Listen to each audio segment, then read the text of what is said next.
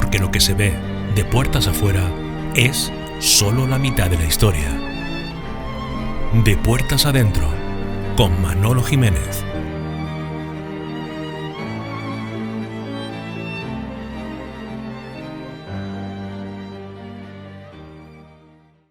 Buenas noches, bienvenidos, bienvenidas a esta casa que como cada miércoles abre sus puertas para recibir a personas que tienen que contar cosas que no sabemos y que no se suelen ver de puerta afuera. Abrimos y cerramos alrededor de una persona cuyas palabras definitorias, digamos, podrían ser esta en el caso de nuestro invitado, que es un invitado esta noche. Bueno, palabras que nosotros escogemos dos, entre otras muchas que podrían definir su personalidad. Una de esas palabras es pasión, que es una emoción, un sentimiento o afición muy intensa hacia una persona, actividad o idea capaz de dominar la voluntad y la razón. Ahí es nada. Otra palabra también muy importante y que yo creo que nos va a acercar mucho a nuestro invitado. Enamoramiento. Es la acción y el efecto de enamorarse, como su propio nombre indica, definido como un estado emocional intenso de atracción, entusiasmo y alegría hacia otra persona o a cualquier otra actividad. Son palabras, como decimos, parecidas, son casi sinónimas y que contemplan, como he dicho al principio, ciertas partes de lo que es la vida, obra y milagro de nuestro invitado de hoy. Diego Delgado Linares, buenas noches. Buenas noches. Bueno, Diego, ahí hemos dicho que hay, dentro de esas palabras que te podrían definir, la primera que es pasión, y si yo me acuerdo de la figura de Diego el de Mafre, en Villacarrillo, aunque lleva mucho tiempo ya en Villanueva, o casi media vida en Villanueva, pero mi primera imagen que me viene es Diego de Mafre o Fremap, que ya no sé, es lo mismo, ¿no? Mafre, vosotros, ¿no? Fue en un principio casi lo mismo, aunque se dedicaban a empresas a cosas diferentes, pero el origen era el mismo, pero con el tiempo Mafre era una cosa y Fremap era otra. Bueno, pues eso fue mucho después, porque ahora nos remontamos a cuando eras pequeño y tu primera pasión, no sé si pasión u obsesión, es el fútbol. Sí, pues las dos cosas. Que continúa. Sí, era pasión y sigue siendo pasión, y era obsesión. Y desde el principio, bueno, pues sí, lo practiqué mucho, aprendí mucho, me sirvió para muchas cosas en la vida, y tuve, no sé si la suerte o di en la tecla de saber utilizar con el paso del tiempo en la vida todo lo que el fútbol me fue enseñando, y me sirvió para situarme y para adoptar una forma de vida. Sí, pero estamos hablando de que tenías 14 años, 13, 14, incluso menos. Sí, ¿no? Sí. Y desde tan joven ya sabías que los valores del deporte te iban a servir en la vida para... No, me he dado cuenta con el paso del tiempo, me he dado cuenta que esa pasión que me comunicaba el fútbol y lo que me enseñaba, lo he ido trasladando a la vida y me ha ido ordenando, me ha ido colocando, me ha ido equilibrando y me ha ido completando lo que yo pensaba y lo que quería hacer. Ajá.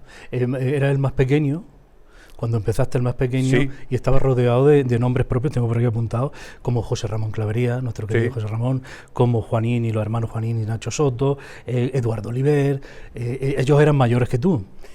Sí, esto fue cuando el Villacarrillo llevaba mucho tiempo que no existía como club de fútbol. Se organizó un campeonato para al final coger gente, porque se iba a refundar el equipo otra vez. Yo tuve la suerte de participar en uno de los equipos y finalmente se elaboró un conjunto de personas, se cogió un conjunto de personas para formar el club, que lo comandó Pedro Peralta, que es el padre de un íntimo amigo mío, que en ese momento llevaba la empresa de Peralta, lo refundó y sorpresivamente me llamaron, me convocaron para formar parte del equipo. Empecé a entrenar con todo ello, hasta que me di cuenta que no jugaba, pero es que no podía jugar porque no tenía la edad, tenía 14 años. Entonces Pues... o sea, no jugabas porque no podías jugar por edad, pero no porque no tuvieras actitudes para poder jugar. Creo que sí tenía actitudes, no tenía la edad, entonces no era legal. Y como ya pasó muchos años, lo puedo contar. Al final decidieron que jugara con una ficha falsa. Ajá. Y sí recuerdo con mucho cariño la primera jugada que la hice con José Ramón Clavería. Fue una pared que hicimos al toque y eso lo tengo grabado. Sí, una de esas imágenes que no se olvidan nunca, ¿no? O sea, que jugaste con una ficha falsa, o sea, que te ponía que tenías más edad de la que en realidad tenías. Exactamente. Oye, ¿cómo te acogían estos compañeros siendo el más... ¿No eres como una especie de pues que mascota? Yo creo que en parte ya me lo había currado porque previamente, durante un año y pico, yo subía al polideportivo todos los domingos a las 7:30 para coger sitio y jugar partidos con ellos, y desde entonces ya comenzaba a aprender mucho. Además, ya después lo he visto con el tiempo, empezaba a convivir al lado de gente mucho más madura que yo, porque recuerdo que ahí había personas que tenían 20 y tantos años, incluso más. Y bueno, para mí eso fue un aprendizaje muy importante. Luego ya posteriormente pues se hizo un equipo juvenil y ya lógicamente pasé a formar parte del equipo juvenil, que era lo que me tocaba y donde podía jugar con mucha más asiduidad. ¿Y creíste alguna vez que podría llegar a ser una primera espada, una primera figura del fútbol? Eso, el sueño de un niño de 14, 15 Eso siempre años. se soñaba, pero mi objetivo no era ese, mi objetivo era divertirme, simplemente. Sí.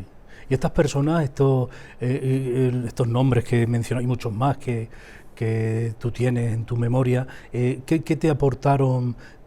Fueron, cuando has dicho al principio que el deporte, el fútbol, te ha hecho, en cierto modo, ahora que lo ves con perspectiva, con el paso del tiempo, el hombre, la persona que eres hoy, imagino que estos hombres, estas personas, también te hicieron mella. ¿Tienes contacto con ellos? Sí, tengo contacto. Además están todos muy por aquí, sí, bueno, prácticamente. Tengo contacto con algunos de ellos. Por ejemplo, en Villanueva sí veo bastante más a Rafi Espino, que fue otra de las personas con las que jugué un tiempo.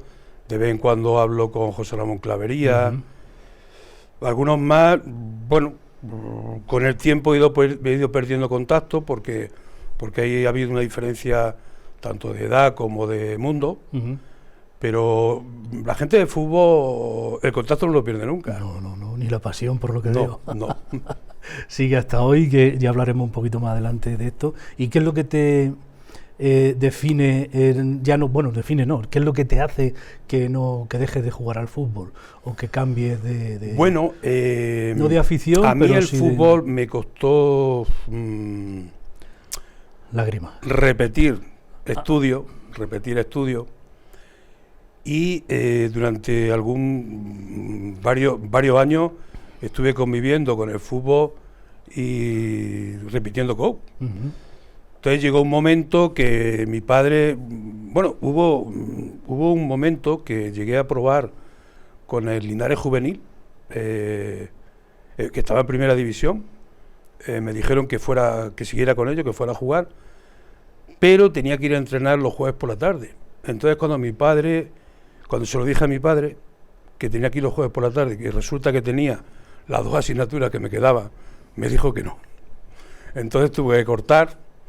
Y al final, bueno, pues surgió el amor y eso me hizo decantarme por lo que conllevaba el amor, que después fueron los estudios. Ajá, muy bien. Dejamos ahí, ahora hablaremos también del amor y los estudios y muchas cosas, pero hay una parte de tu vida que a mí personalmente me interesa mucho porque muchos de nosotros, de nuestra edad, más mayores, lo tenemos ahí como una referencia histórica en Villacarrillo, que es esa fábrica de madera que hubo en Villacarrillo, la serradora, que es como la llamábamos popularmente, y en la que había como un grupo, había un grupo de socios que llevaban a trabajar a sus hijos cuando los hijos podían, o incluso algunos ya estaban como en plantilla, ¿Cómo era aquello? Que para la gente que no sepa, que aquí en Villacarrillo hubo una fábrica de madera en aquellos tiempos, Pues que había sí, fábrica y había sí, cosas más allá del olivar. había una fábrica importante que en ese momento aglutinaba a mucha gente. Allí, en esencia, lo que se hacía eran palés para palés, el típico palé de madera. Ujú. Se hacía mucho el culo de las cajas de la fruta, entonces la fruta se transportaba en cajas de madera.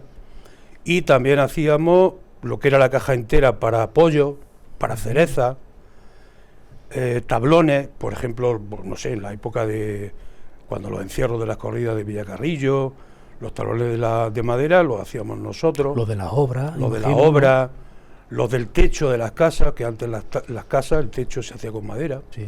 Todo eso lo hacíamos nosotros allí. Había mucha gente trabajando. Y ¿Cuánta gente podría haber tras que tú hubo recuerdes? momentos yo me acuerdo, de 80, 90 y 100 personas Estamos hablando de los una empresa orígenes, entre de la las gente, que ya no se ven, ¿eh? sí, entre la gente que trabajaba allí y la gente que trabajaba en la sierra, había muchísima gente.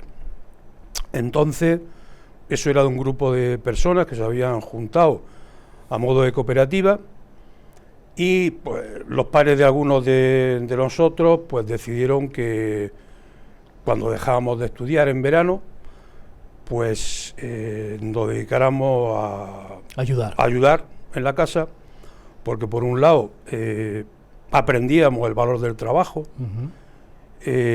aprendíamos a convivir y aportábamos económicamente algo a la casa que nos hacía falta. Claro. En ese momento la economía no funcionaba como ahora. Entonces eso, en un principio, pues yo creo que para mí, para mi hermano y algunos más, supuso un choque importante, porque era enfrentarse a algo nuevo, desconocido, a convivir con gente de una edad superior, con una cultura diferente, Ujú. pero con el paso del tiempo supuso un aprendizaje súper importante. Fue una escuela de vida. Sí, totalmente. Para muchísima gente, como tú dices, yo conozco mucho y a muchas. Tengo mi amiga Isabel, bueno, los hermanos Vergara, Que fue compañera mía. Claro, en por aquel eso, momento. que conozco, pero claro, yo lo tengo ahí como, porque eso fue por el 80 y largo. Yo creo que tenía 13, 14 años, yo nací en el 65, pues 78, 85, 79, sí. ¿no? Por ahí. Pues, Desde entonces hasta, o sea, estuvo mucho tiempo, Sí, en, mucho en tiempo. funcionamiento. en principio íbamos solo los veranos, y con el paso del tiempo, pues en puentes, los sábados, todos los veranos. Yo al principio recuerdo ver mis amigos que se subían a la piscina, Ujú. y yo lo miraba con envidia, Claro. y lo pasaba mal. Tú y tus hermanos, ¿no? Porque Sí, mi hermano, excepto creo que la pequeña no pasó Anabel, por la fábrica, Ujú. los demás sí, y ya te digo, fue una escuela de vida imborrable. Erais como una familia enorme. Sí, O sea, porque yo sé que el cariño que tú, por ejemplo, has demostrado en redes sociales, y que no hace falta que lo demuestres ahí porque sabía yo que lo tenía, a recientemente fallecido Paco, Paco. nuestro queridísimo Paco, una figura clave también si hablamos de la aserradora, ¿verdad? Claro, porque Paco era el encargado de la fábrica. Desde el principio era como el nexo de unión de mucha gente. Era como un padre Sí. de padres de todos, ¿no? Sí.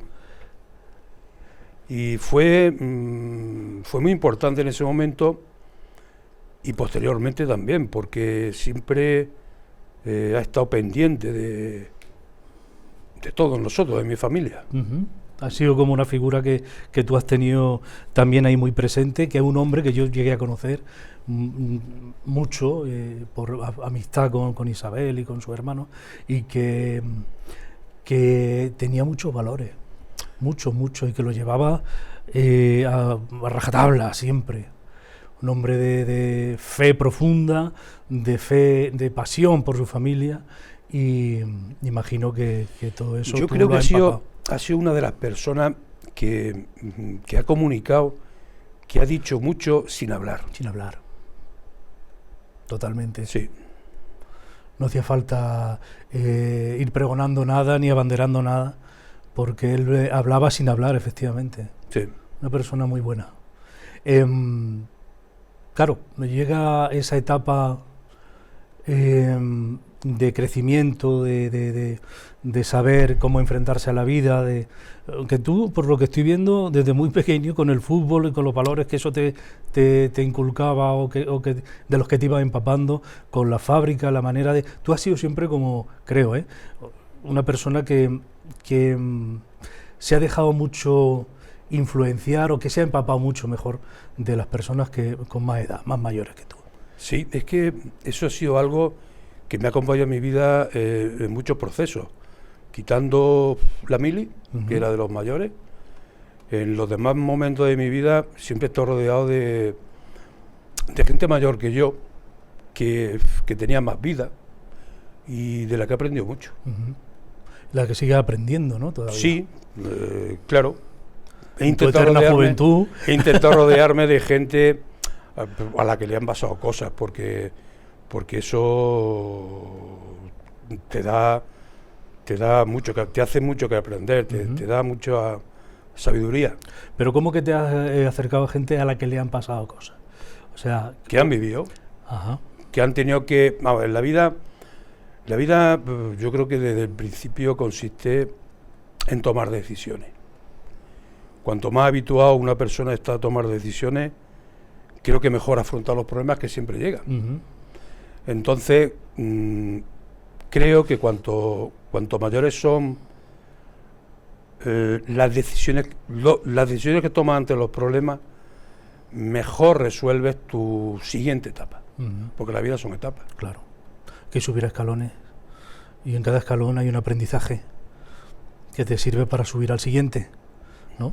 Es así. Entonces, yo creo que en ese sentido, pues con la gente que me he rodeado he tenido suerte, por eso, porque tenían mucho que transmitir.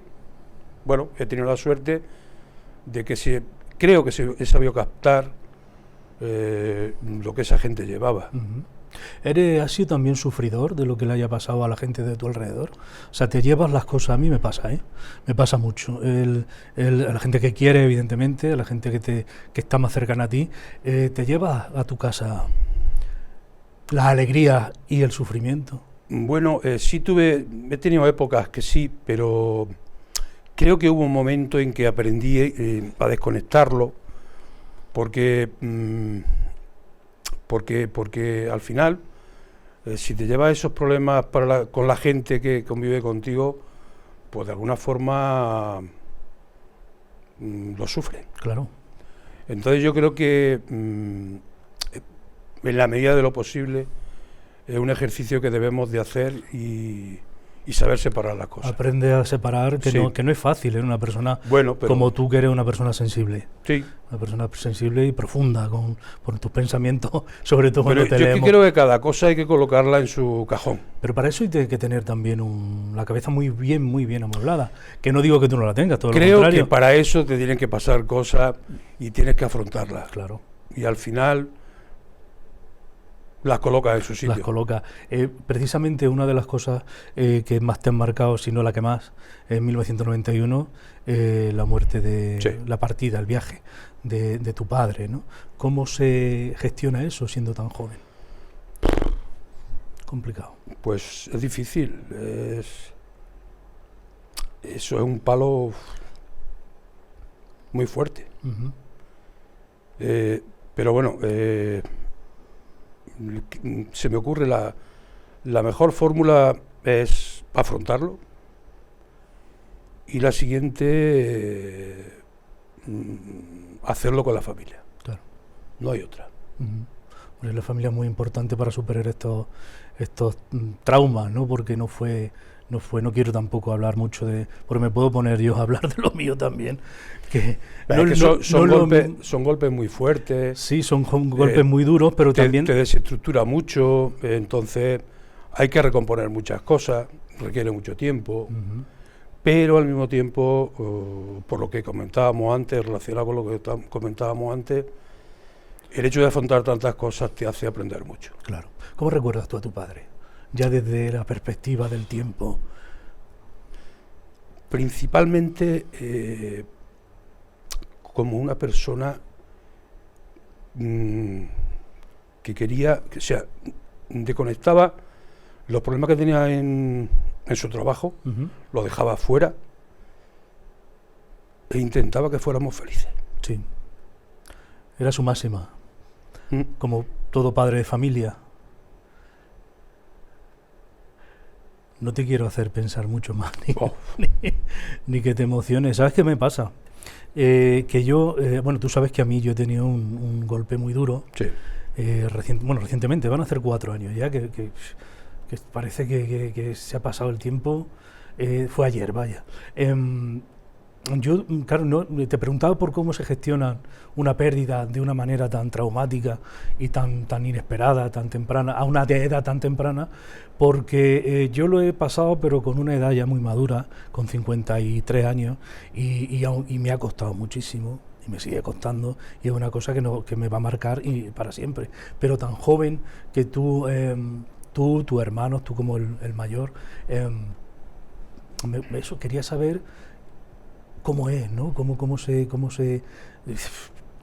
cuánto edad tenías tú? ¿20, 18 o 19? Yo estaba haciendo la mili, fue en el 91, yo tenía creo que 26, nací en el 65, se gestiona muy mal.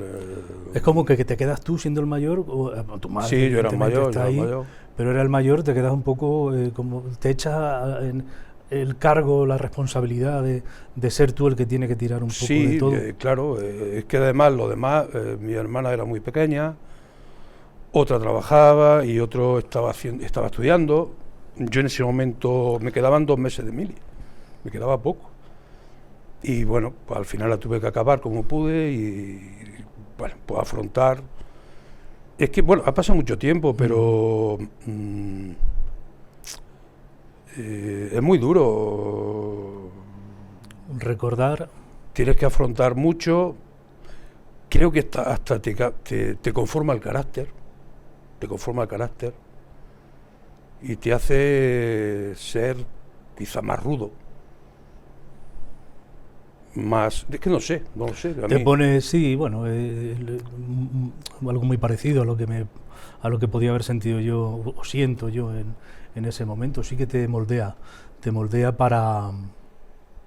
Te conforma mucho. Sí, es como que te hace muy duro, como tú decías, te hace muy duro de cara a otras cosas. ¿Qué te puede pasar ya?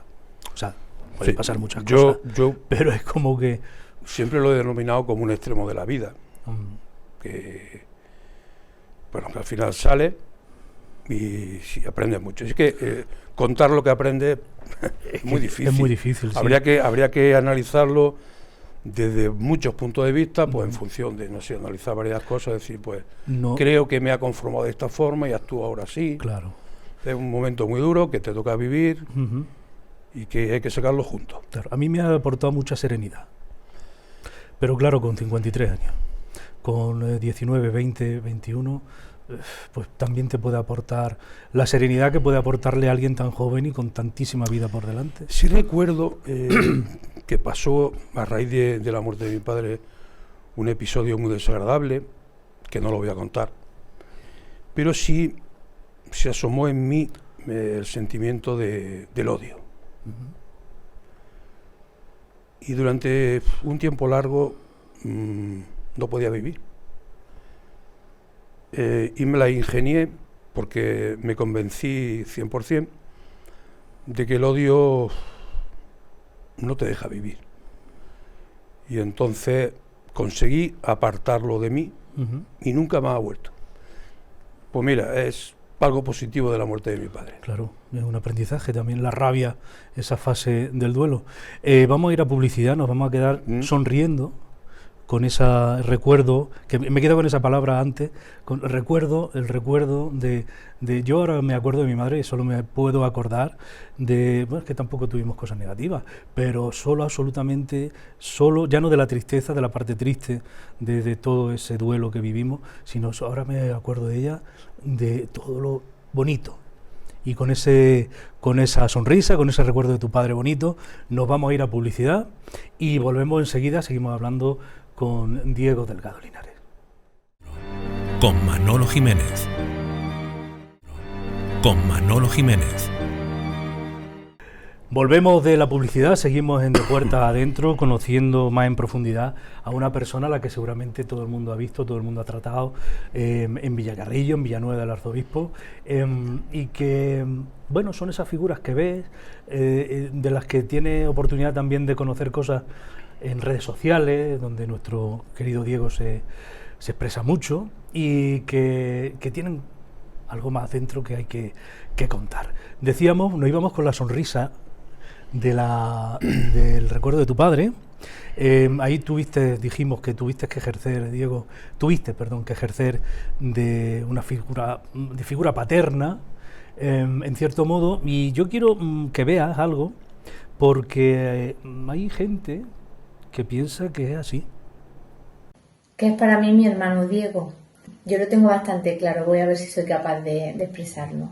Hace poco he leído una lectura que hablaba de los hermanos y resume bastante bien lo que Diego significa para mí. Dice que un hermano es un hogar sin paredes y es como una parte de ti que siempre te acompaña. Para mí mi hermano es algo más que mi hermano mayor. Desde que tengo 17 años ha sido mi segundo padre y es un ejemplo de sacrificio, valentía, entrega, honestidad, coherencia, disciplina. Y es una persona en la que siempre puedo confiar y sé que siempre va a estar ahí cuando lo necesito. Siempre ha estado y sé que siempre va a estar. Es una parte muy importante de nuestra familia y solo puedo estar agradecida y darle las gracias. Contestar a la pregunta ¿qué significa para mí mi hermano Diego? Que por cierto lo tenemos aquí de adolescente con su melena. A mí me resulta algo complejo. Porque él es 19 años mayor que yo y según el momento de vida donde yo me haya encontrado puede tener un significado u otro. Lo que sí es común en todas estas etapas hasta hoy que para mí significa protección, preocupación máxima y que siempre está, sobre todo para los malos. Y esto lo digo en letra mayúscula. Y ha generado que yo crezca con un sentimiento de tranquilidad, sabiendo que si las cosas no están bien y hay problemas, no estoy solo. Y aquí también incluyo el resto de familia. Y por otro lado, quiero destacar los diferentes valores éticos que él siempre ha querido inculcarme desde pequeña. Entre ellos destaco la honestidad, el respeto y la lealtad. Así que, Dieguito, muchísimas gracias. Te pilla un poco a contrapié. Me ha hecho una faena. No, ¿por qué? No hay faena ninguna. Pues estas son mis dos hermanas pequeñas. Bueno, pequeñas. Ya no son tan pequeñas, son pero tan sí pequeñas. son para ti, son Sí, tus hermanas son pequeñas. las dos menores. Son las dos menores. Son las dos que cuando murió mi padre, pues estaban más desprotegidas. Fíjate, ambas han dicho mi segundo padre, María Luisa en este caso, protección, valores, protección. Yo creo que esas dos palabras son las que más se están repitiendo en esta entrevista. Sí, y bueno... Qué responsabilidad también, ¿no? Siendo tan joven. Bueno, pero es que yo desde el principio, como hemos visto, eso nunca lo he rehuido. Siempre he asumido los papeles que me han tocado ejercer en ese momento y he sido consecuente. Vamos a cambiar un poco el chip porque sé que te está latiendo el corazón a mil, porque experiencia era un hombre, como hemos dicho, de valores muy profundos, de familia, de amor profundo a los tuyos, a tus amigos, incluso que los llevas de tus amigos. Yo me acuerdo que me pusiste en un comentario precioso, por cierto, en Facebook, en esta red social, hacia mi persona, que hablabas de que yo admiraba a mis amigos.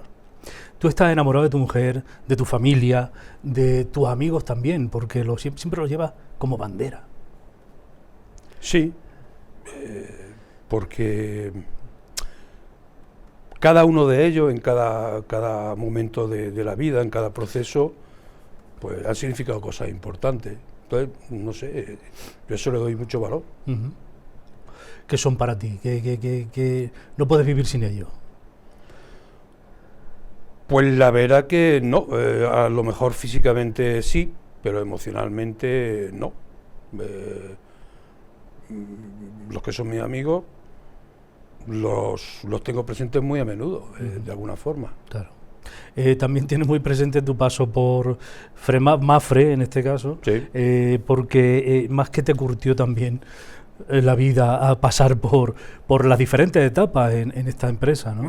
Pues la verdad es que sí, porque bueno, estuve en varios sitios, aquí en Úbeda, y finalmente en Jaén creo que 5 años.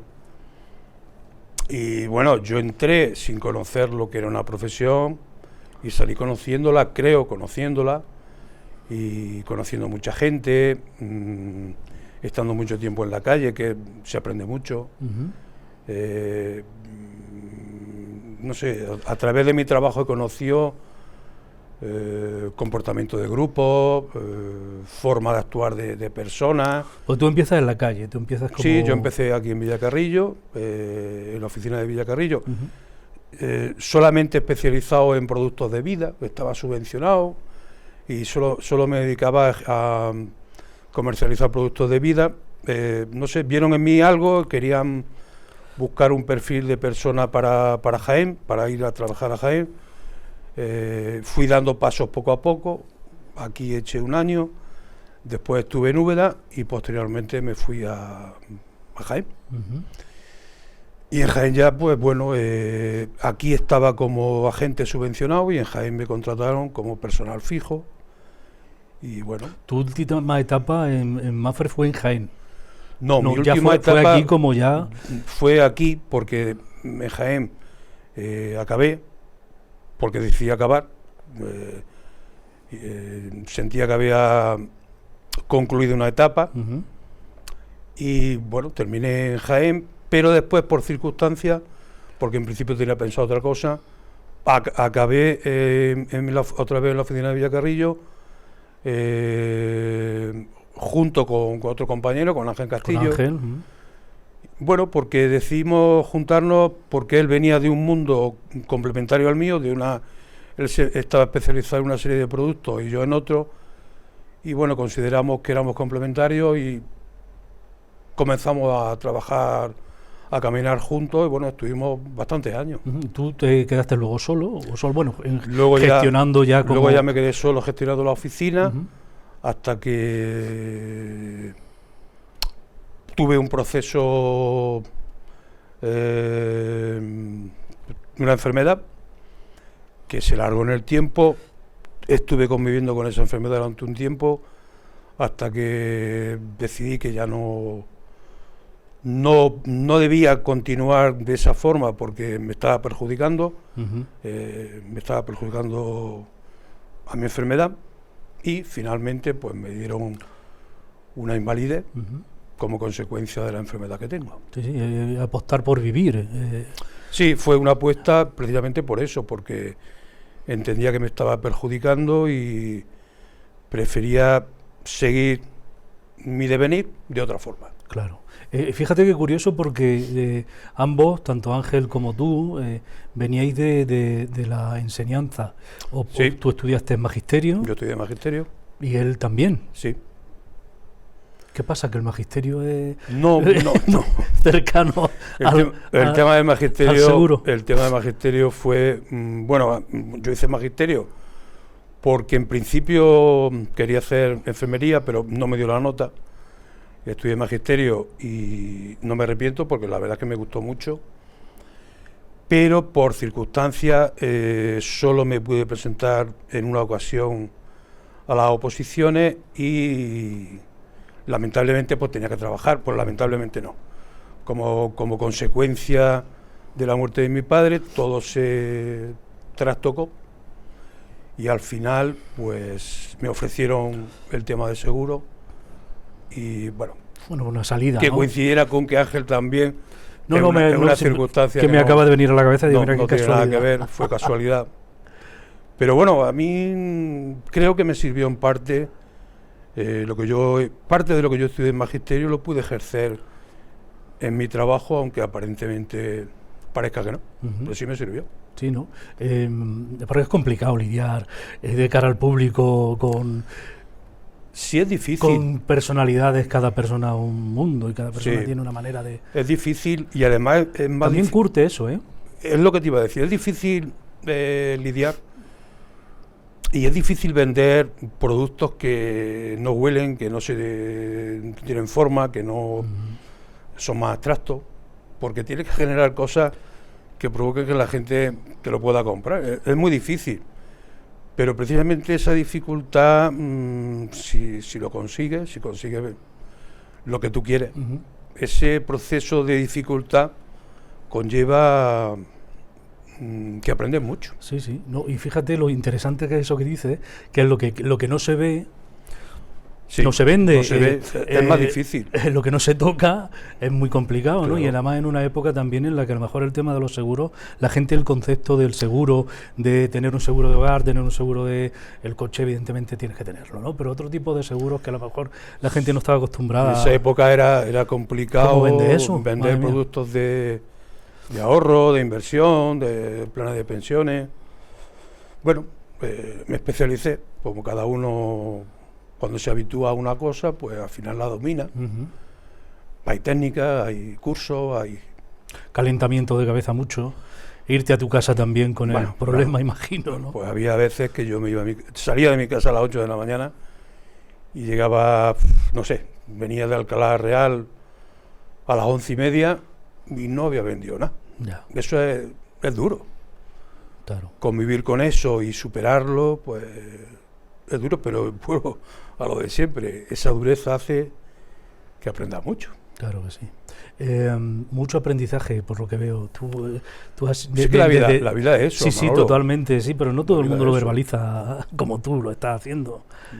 Yo es que lo he vivido así. Claro. A mí, y creo que lo que he intentado es que de cada adversidad sacar algo de provecho, porque no te queda más remedio. No, claro. Decías, por ejemplo, el tema de tu enfermedad, de la que estás, bueno, pues bien, ¿no?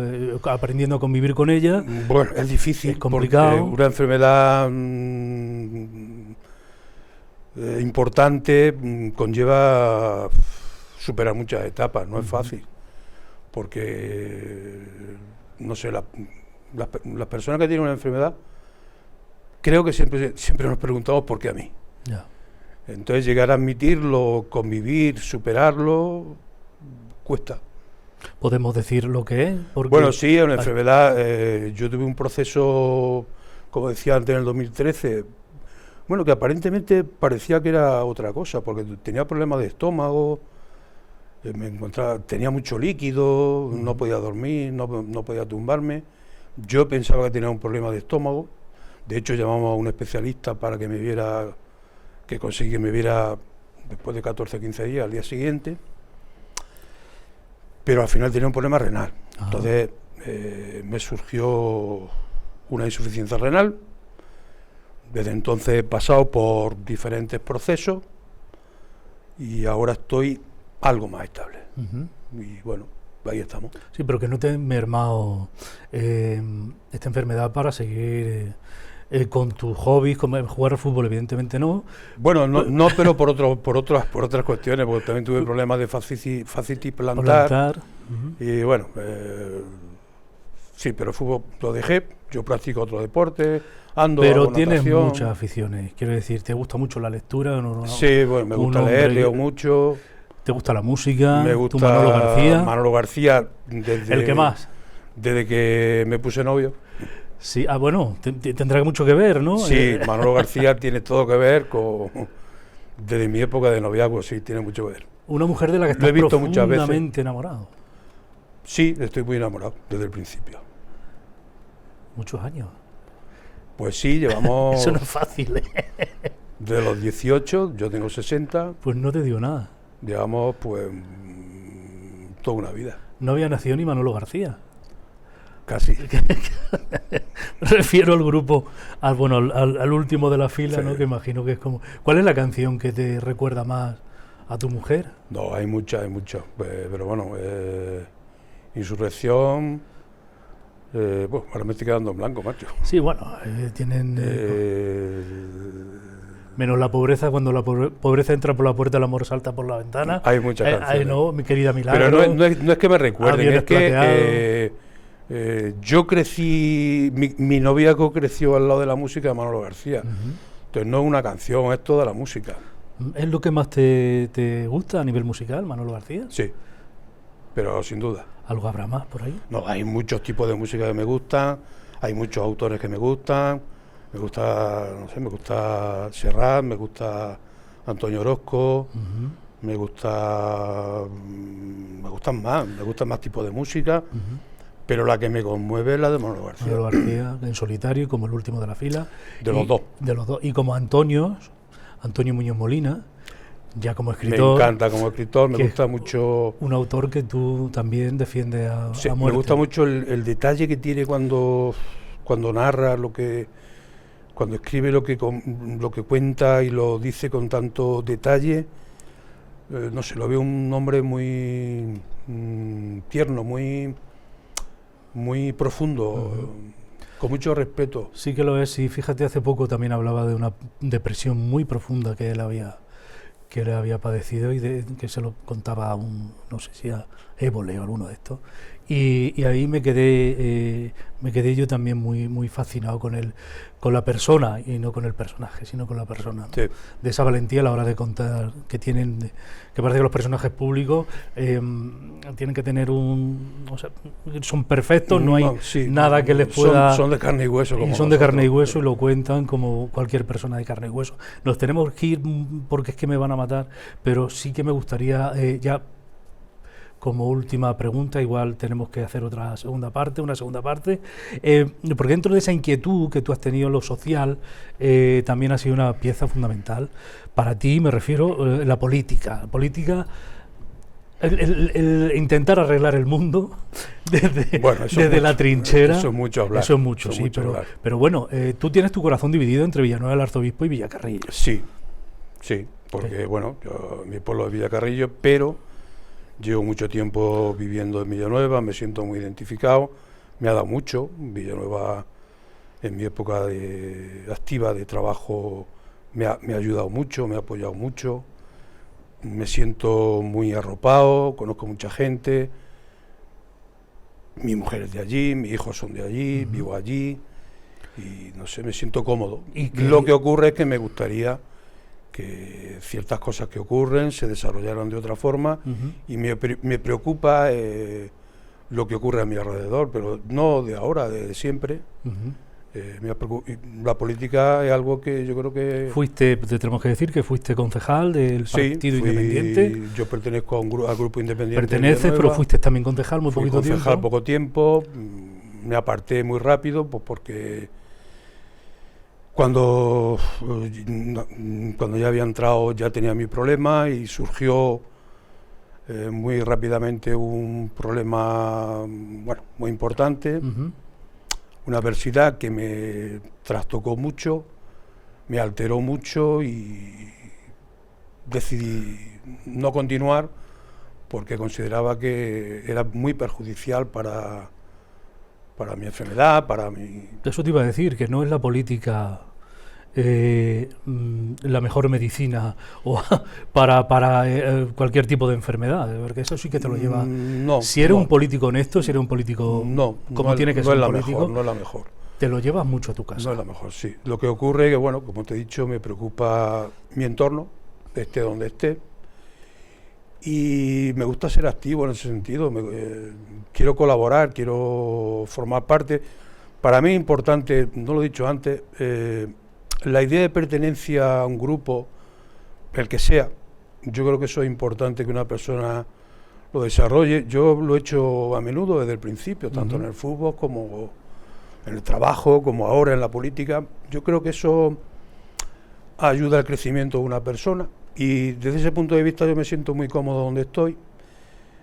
Estoy muy bien rodeado de ciertas personas que me aportan mucho y me han arropado muy bien, me han ayudado mucho y me siento cómodo. No te voy a preguntar, porque entonces ya sí que me matan, sobre cómo está el panorama político en Villanueva, qué mejoraría de Villanueva del Arzobispo o de Villacarrillo, porque sería meternos ya en mucha faena, pero sí puedes dar una pincelada rápida. La pincelada es muy simple. El tema político en Villanueva está muy fraccionado.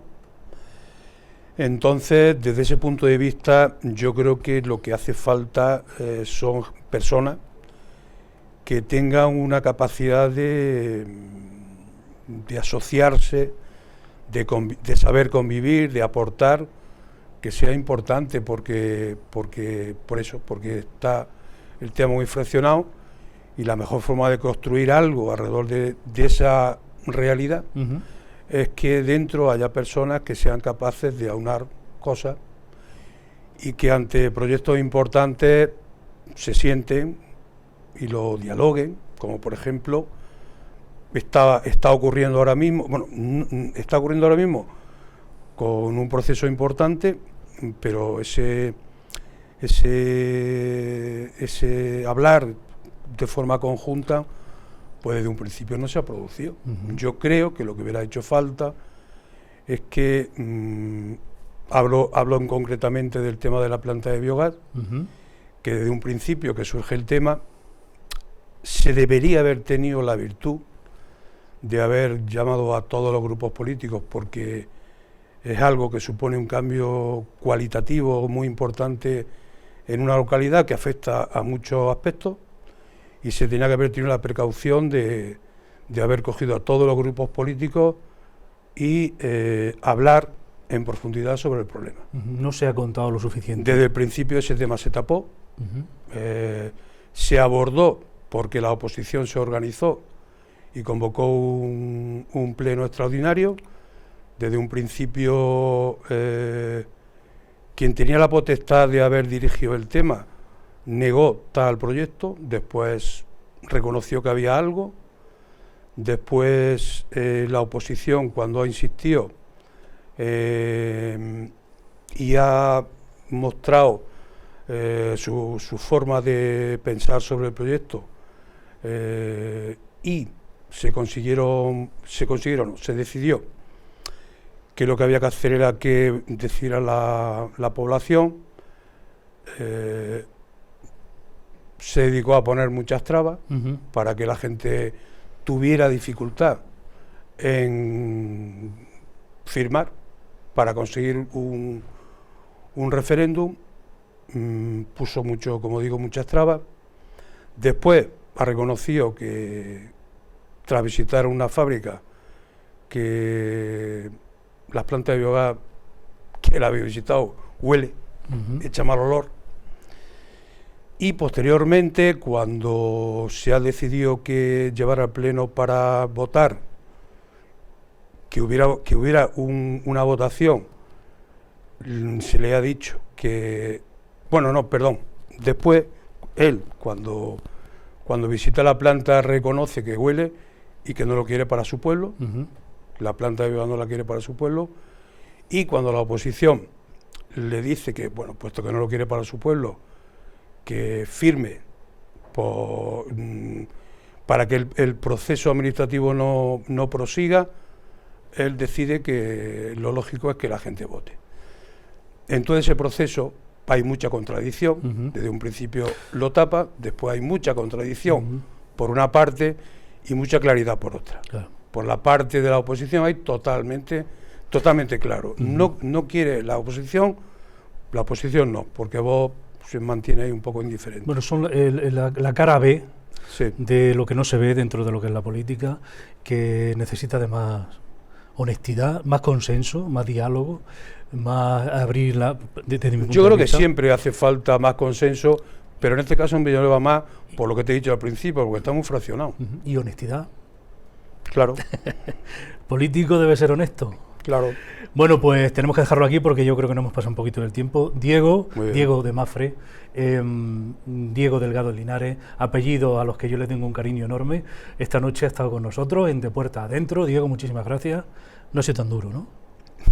No ha sido tan complicado. No ha sido tan complicado. Ha habido momentos. Bueno, pero momentos que recordarás con cariño. Sí. Muchísimas gracias por estar aquí con nosotros. Y con él nos despedimos hasta la semana que viene, donde tendremos a una invitada también muy interesante. Buenas noches.